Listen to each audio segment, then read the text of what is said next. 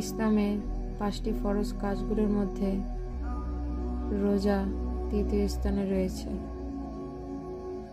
রোজা বলতে আমরা বুঝি রমজান মাসে সেহরি থেকে ইফতার পর্যন্ত রোজা রাখা ফরজ। এতে সূর্যাস্ত পর্যন্ত খাবার ও পানীয় থেকে বিরতি থাকতে হয়। ইসলামের ফরজ কাজগুলোর মধ্যে যাকাত চতুর্থতম রয়েছে।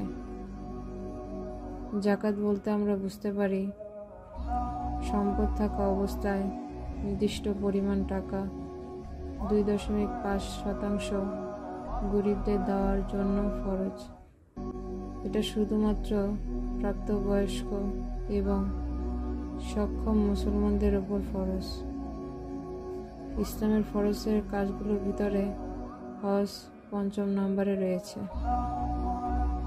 যে মুসলমানের শারীরিক ও আর্থিক সক্ষমতা রয়েছে তার উপরে জীবনের একবার হজ পালন করা ফরজ।